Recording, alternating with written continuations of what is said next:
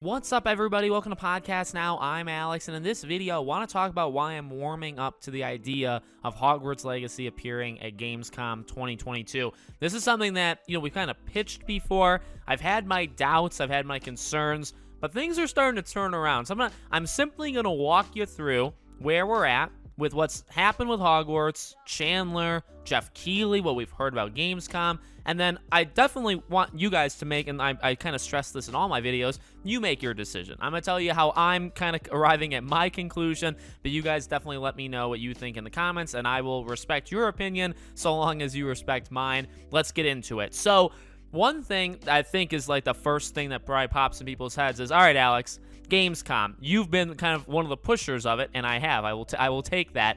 And can they do anything without Sony? All right, so let's talk about that Sony angle, right? Because that really, the idea that Hogwarts is tied down with Sony stops, potentially in its track any conversation of Gamescom, even like Return to Hogwarts Day. It kind of stops that conversation, right? So how far, what can they actually do without Sony? Well, the answer is we don't really know, but we did just get, in my opinion, a relatively big clue in the fact that they did the release date on their own, right? Remember, Sony doesn't own this. They don't own Avalanche. They don't own Hogwarts. They don't own, Portkey Games. They have some sort of partnership that we don't really know the extent of. Now, the extent does seem to be deep. I'm not trying to, say, oh, it's nothing. Because I've been on the side of, no, it's definitely something. It's definitely something big.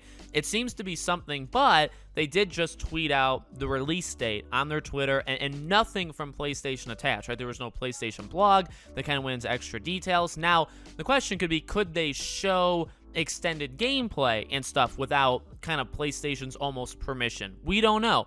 At this point, though, I'd be willing to basically let some slack on that argument, right? Again, I've always kind of been very hard on, well, we just don't know, and up until this point, everything they've done has been tied to Sony, so if it's not Sony, it doesn't seem likely. But considering the release date on Twitter, I'm going to give it a little bit of leeway. Maybe we were kind of wrong about the extent of how much Sony lets them do things or not do things. So that's that element of it. Now, the rest of it is really what Chandler's talked about with the end of summer, and what Jeff Keighley talked about, and I made a video specifically on this, by the way, of Gamescom 2022. So Gamescom is going to be showing, I believe he said 20 plus games. We're already getting quite a bit. I think at the time of recording, we have 5 or 6 of those 20 plus. Now, it could be 29. It could be 21. We don't know. It's got to be in the 20s. Otherwise, he would have said 30 plus, right? So let's say 25. If we know 5 or 6 right now, still obviously gives Hogwarts some, again, leeway to be one of those remaining games. And one of the interesting things that Jeff Keighley talked about was that Gamescom is going to focus pretty heavily on games that release in 2023 and beyond. In fact, he said, it's been a light year, and in some ways it's going to continue to be light even through the end of the year. Obviously, there's big things, but they're going to show some, reoccurring games that you guys have seen before, and then they're also going to show games in 2023 and beyond. Now, he made that statement, I believe it was in Twitter Spaces, the kind of live thing you could do on Twitter. I believe it was on that, and he did it before Hogwarts' delay.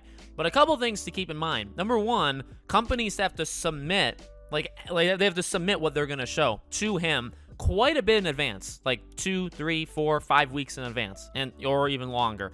And so at that point, he already knows when he's talking about 2023 and beyond, or even the end of this year, he already knows what games, for the most part. There are some games he's pulled last second or weren't ready. There were those, there have been those examples historically, but for the most part, he knows what he's dealing with what he's going to show at Gamescom.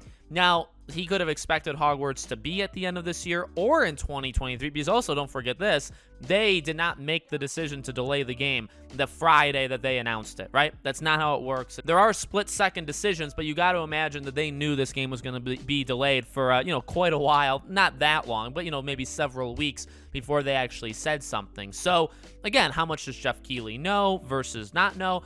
I'm not sure, but that would line up, right? Because you look at 2023 and beyond, Hogwarts Legacy is now there. You look at a game that has been shown before. Also, one very interesting thing that he threw in there was he has some games that you wouldn't expect to be there. Now, Jeff is a master, and I've said this before. He's a master of hype. It gets a little old to some people. I personally love the guy for it. Not all of his events are like spectacular. In fact, a lot of them are somewhat disappointing, but I really respect the guy in terms of being able to build up kind of his personality and build up the show that he's running.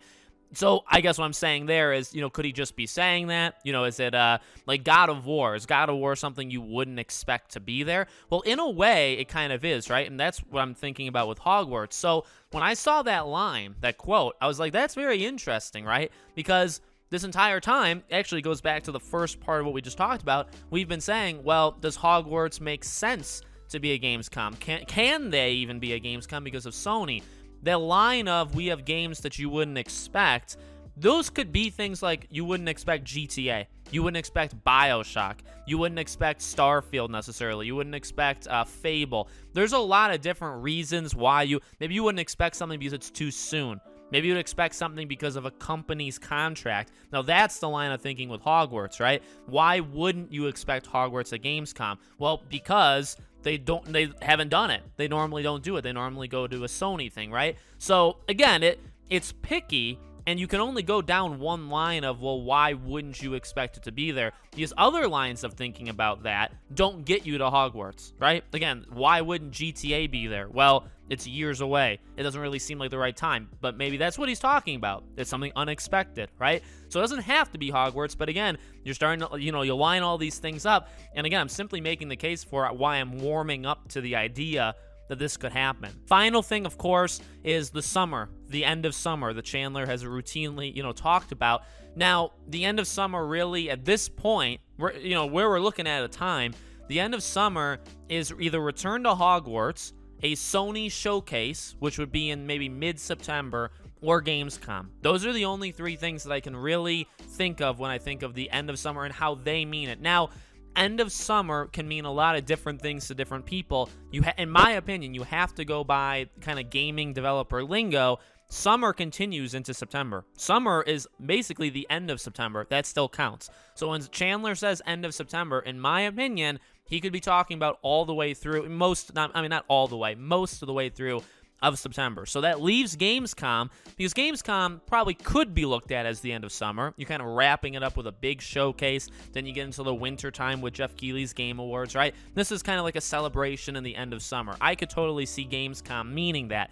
Return to Hogwarts, that could be the end of summer. It literally is, right? You're ending summer and you're starting a school year at Hogwarts. So September 1st could be that day. Or if Sony does a show, September 14th, that is definitely still summer, and that's the end of summer, so I would still count that. So again, you can only pick one. If we're warming up to the Gamescom idea, then you go with the Gamescom idea. But you know what I mean? End of summer. It's also interesting that once the Hogwarts was delayed, Chandler came back out and said, this wasn't what we were talking about when we said we have more to show you at the end of the summer. It kind of lines up for like a 5-6 minute, you could do a Gamescom thing where you could show something. Maybe you could have somebody there talking to Jeff. It'd be live. I mean, would you send people out to Germany? Not necessarily. Maybe that would stop them, but of course there's online stuff and video chat and all that. So you don't need to send anybody to Jeff, even though he's going to be there, right? You don't have to do that. Maybe that's a part of the reason why it maybe wouldn't happen. But I'm way more optimistic about it now than I was, say, like 2 weeks ago. Really, them delaying it without anything with Sony and giving the release date, Jeff's comments about being unexpected and 2023 and beyond, and then you just have the continuous end of summer, and Gamescom can be considered that. I would still, here's the controversial part. I'd still probably say no, just to like not get too excited and just maybe going with my gut, because my gut feeling with it was no, it's not going to be there. I'm starting to warm up to it, or my gut's maybe saying yes, but I'm going to stick with my original thought and see where it takes me. But I think it's definitely possible. And again, if it's not at Gamescom, which is at the end of August, honestly, I would imagine less than a month wait after that, we would still get the info anyway. Even if it's not a Gamescom, we would still get it sometime at, the beginning of September, or I guess throughout September. So let me know what you guys think in the comments. Make sure you guys are subscribed, bell icon turned on so you know when all these videos go up. If you want to follow or support me anywhere else, all my social media, including our Patreon, is in the description below. Thank you guys for watching, and I'll see you all on the next one.